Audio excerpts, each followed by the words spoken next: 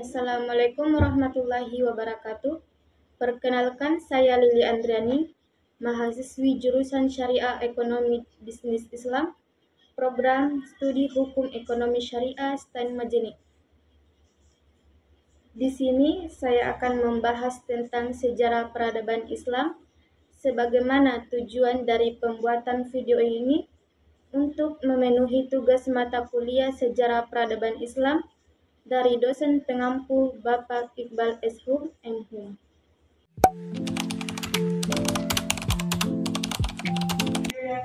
Secara bahasa, kata sejarah berasal dari bahasa Arab, yaitu syajaratun, yang artinya pohon. Pohon di sini diibaratkan sebagai silsilah atau asal-usul sesuatu. Jadi, sejarah dalam konteks ini merujuk pada asal-usul perkembangan dan hubungan antar berbagai peristiwa. Kata sejarah juga terkait dengan kata at-tarikh yang dalam bahasa Arab berarti waktu atau segala sesuatu yang terkait dengan waktu. Dan secara istilah, para ahli memberikan definisi yang berbeda-beda. Di sini, saya akan mengambil pendapat dari Ibnu Khaldun bahwa sejarah adalah catatan umat manusia atau peradaban dunia tentang perubahan-perubahan yang terjadi pada watak masyarakat manusia.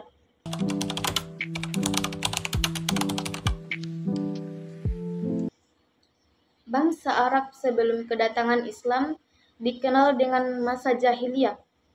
Masyarakat sebelum Islam terbagi dalam suku-suku yang saling bersaing dan saling berperang satu sama lain, di mana setiap suku mempunyai kepala suku yang memiliki kekuasaan yang penuh dalam wilayahnya. Kehidupan sosial bangsa Arab sebelum Islam yang penuh ketidakadilan, yakni seperti perbudakan, terjadinya ketimpangan sosial, seperti yang kaya hidup dalam kemewahan, sedangkan kaum miskin diabaikan. Para wanita yang diperlakukan rendah, bahkan bayi perempuan yang baru lahir akan dikubur hidup-hidup karena mereka menganggap bahwa wanita adalah beban. Dalam aspek kepercayaan, masyarakat Arab sebelum Islam menganut berbagai agama dan kepercayaan animisme, serta menyembah berhala.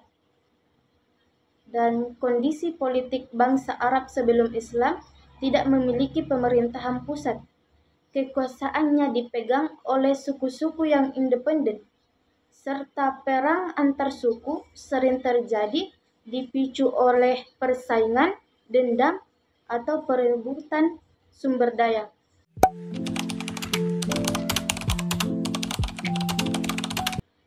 Pada masa Khalifah Umar bin Khattab, umat Islam mencapai kemajuan di berbagai bidang. Yang pertama, bidang politik. Perluasan wilayah kekuasaan Islam mencakup Persia, Syam, dan Mesir. Pembentukan sistem pemerintahan yang terorganisir seperti pembagian wilayah administrasi. Yang kedua, bidang ekonomi, yaitu pendirian lembaga Baitul Mal sebagai pusat pengelolaan keuangan negara. Ketiga, bidang sosial, penetapan kalender sosial sebagai penanggalan resmi. Keempat, bidang militer, pembentukan pasukan tetap yang didukung dengan logistik yang baik, dan pendirian markas militer di daerah-daerah strategis. Perang Siffin pada tahun 657 Masehi terjadi antara Khalifah Ali bin Abi Thalib dan Muawiyah bin Abu Sufyan yang merupakan gubernur Syam.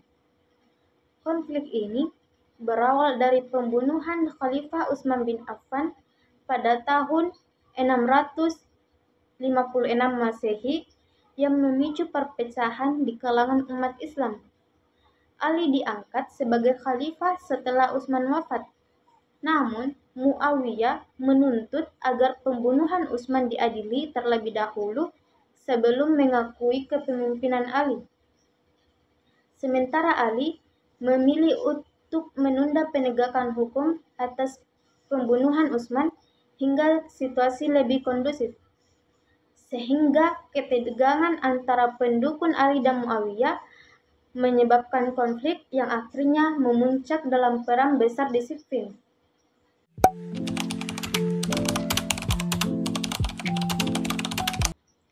Pada masa dinasti Umayyah yang berpusat di Damaskus, kebijakan politiknya sangat terpusat dan menekankan perluasan wilayah.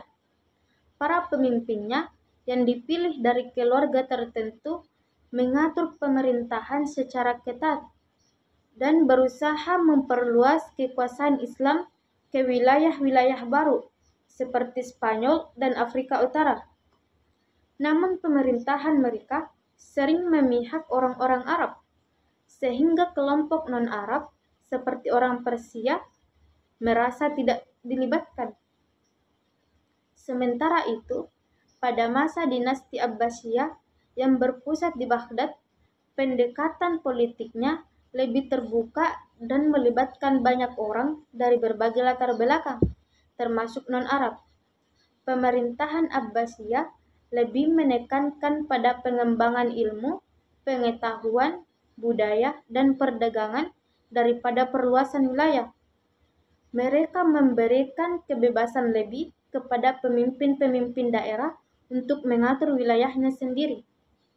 Baghdad pun menjadi pusat intelektual dunia pada masa itu. Meskipun begitu, pemerintahan Abbasiyah lama-kelamaan mulai melemah karena adanya pemberontakan dan wilayah-wilayah yang semakin otonom yang membuat mereka sulit mengontrolnya.